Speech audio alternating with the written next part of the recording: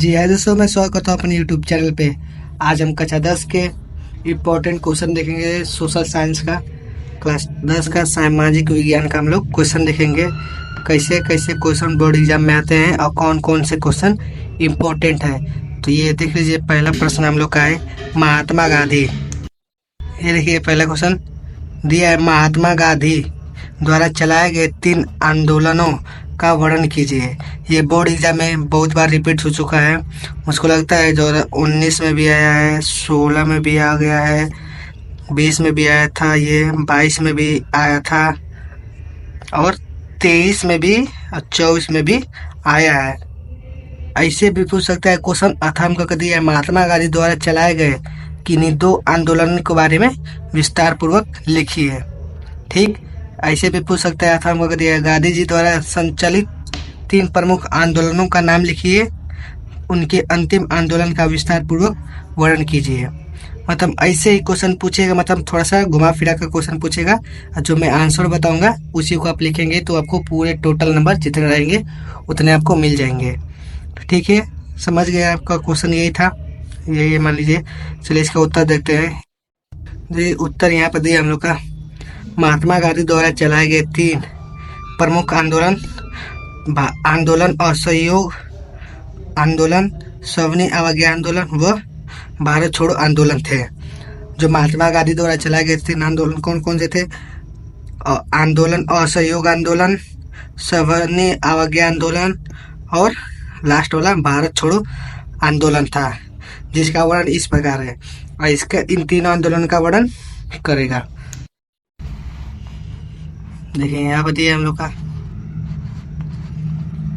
पहला असहयोग आंदोलन। ठीक, ये हम लोग का पहला असहयोग आंदोलन दिया है।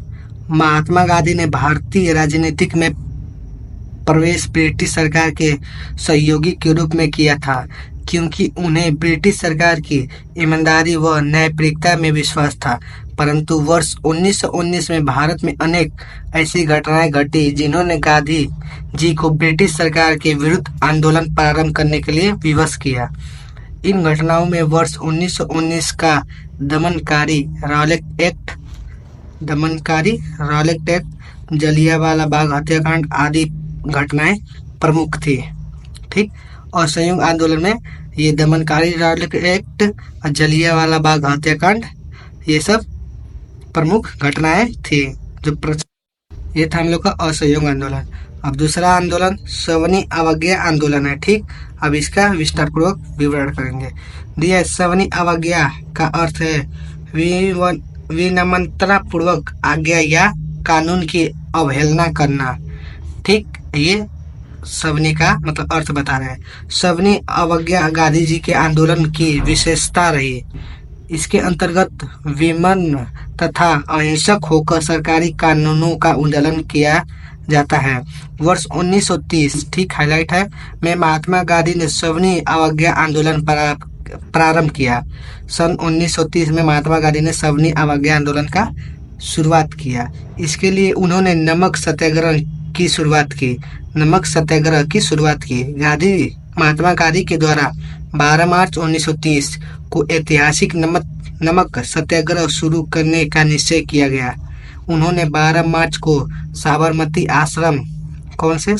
आश्रम से अपने 8 समर्थकों के साथ डांडिया के लिए पदयात्रा प्रारंभ की।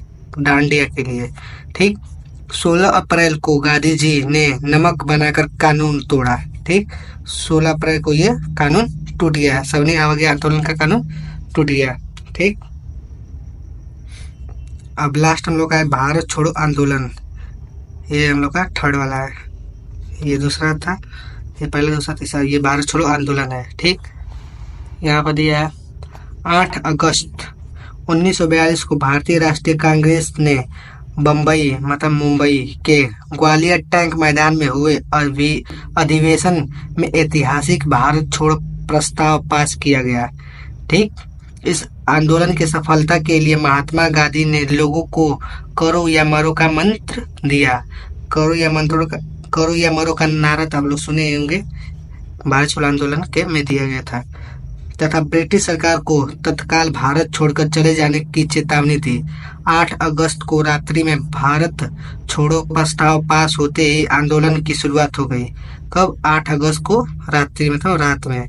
ब्रिटिश सरकार ने भी तत्काल प्रतिक्रिया करते हुए महात्मा गांधी समेत कांग्रेस के लगभग सभी शीर्ष नेताओं को गिरफ्तार कर नजरबंद कर दिया या जेल में डाल दिया। ठीक, अतः यह आंदोलन एक प्रकार से नेतृत्वहीन, अराजक एवं हिंसक हो गया।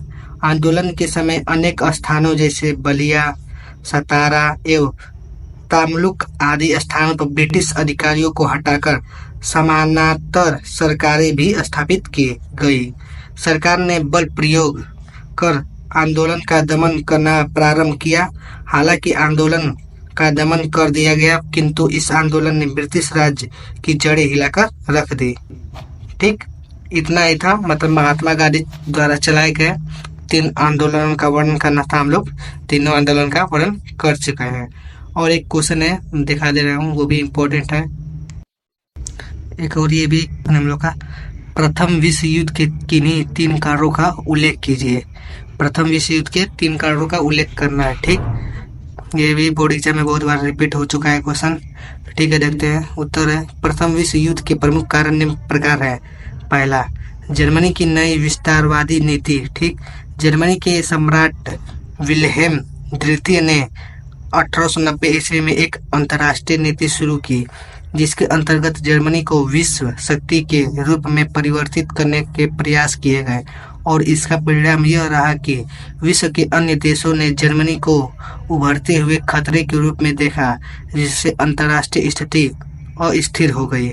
ठीक, पहला बिंदु ये था। दूसरा बिंदु ये, साम्राज्यवाद। प्रथम विश्व युद्ध से पूर्व कच्चे माल की उपलब्धता से अफ्रीका और एशिया के मध्य विवाद उत्पन्न हुए। ठीक, जर्मनी और इटली के इस साम्राज्यवाद में शामिल होने से उनके विस्तार की संभावनाएं बहुत कम हो गई, जिससे इन देशों ने उपनिवेशवाद के विस्तार की एक नई नीति अपनाने का निर्णय लिया। बढ़ती प्रतिस्पर्धा और साम्राज्य के विस्तार ने विभिन्न देशों के मतभेदों को जन्म दिया। ठीक, जिससे संपूर्ण विश्व को प्रथम विश्व युद्ध की ओर ढकेला। ठीक, अब ये तीसरा बिंदु है, प्रभावशाली अंतर्राष्ट्रीय संस्था का न होना। प्रथम विश्व युद्ध होने से पूर्व ऐसी कोई भी संस्था नहीं थी जो साम्राज्यवाद, सैन्यवाद और अग्र राष्ट्रवाद पर नियंत्रण करके विभिन्न राष्ट्रों के मध्य स्थिति को सुलझाने का कार्य कर सके। उस समय विश्व के सभी देश अपनी मनमानी कर रहे थे। ठीक, जिससे विश्व के यूरोपीय देशों की राजनीति में अराजकता की भावना उत्पन्न हुई। ठीक, ये था हम लोग का प्रथम विश्व युद्ध के 3 कारणों का उल्लेख करना था हम लोग को। ठीक, ये हम लोग का, ये देख लीजिए, ये भी एक इम्पोर्टेंट क्वेश्चन है जो कि बोर्ड एग्जाम में किसी न किसी सेट में आ जाता है। ये यूपी बोर्ड में भी आ सकता है, आएगा भी, आया था भी। दिया है, रॉलेट एक्ट, नाम तो सुने होंगे। क्या था, उसका विरोध कैसे किया गया, क्या परिणाम होगा। अतः हम कहते ऐसे भी क्वेश्चन बन सकता है, भारत के लोग रॉलेट एक्ट के विरोध में क्यों थे। ठीक, मतलब रॉलेट एक्ट से क्वेश्चन उठाएगा। मतलब ये उत्तर हम लोग का देख लीजिए। भारतीयों के व्यापक विरोध के पश्चात वर्ष 1919 में रॉलेट एक्ट पारित किया गया था। इस एक्ट के अनुसार राजनीतिक कैदियों को बिना किसी मुकदमे के 2 साल तक जेल में रखने का प्रावधान था। इस एक्ट में नो अपील, नो वकील एवं नो दलील का प्रावधान था, अर्थात किसी भी व्यक्ति को केवल संदेह के आधार पर बिना कारण बताए गिरफ्तार किया जा सकता था। गांधी जी ने इस एक्ट को काला कानून बताकर इसका विरोध किया। रॉलेट एक्ट के विरोध में 6 अप्रैल 1919 को गांधी जी के नेतृत्व में अहिंसक आंदोलन चलाया गया, जिसमें जगह जगह जुलूस एवं हड़तालें की गई। ठीक, सरकार के दमनकारी कानून के विरोध में लोग बड़ी संख्या में 13 अप्रैल 1919 को पंजाब के अमृतसर में जलियांवाला बाग में एकत्रित हुए। ठीक, ये अमृतसर में जलियांवाला बाग एक मैदान है, उसमें लोग एकत्रित हुए। एकत्रित लोगों ने रॉलेट एक्ट का जमकर विरोध किया। साथ ही लोगों ने उन नेताओं को रिहाई की मांग करने लगे जो इस एक्ट के विरोध करने के कारण गिरफ्तार किए गए थे। पंजाब के तत्कालीन पुलिस ऑफिसर जनरल डायर ने उस मैदान के सभी रास्ते बंद करवा दिए तथा अपने सिपाहियों को गोली चलाने का आदेश दिया। इस घटना में सैकड़ों लोग मारे गए। रॉलेट एक्ट एवं जलियांवाला बाग हत्याकांड के पश्चात ही गांधी जी ने पूरे देश में असहयोग आंदोलन प्रारंभ करने का फैसला किया। ये था हम लोग का रॉलेट एक्ट का वीडियो कैसे किया गया, क्या परिणाम है। ठीक, इस वीडियो में इतना ही था। अगर वीडियो आपको पसंद आया तो मेरे चैनल को सब्सक्राइब और लाइक कीजिएगा। Thank for watching.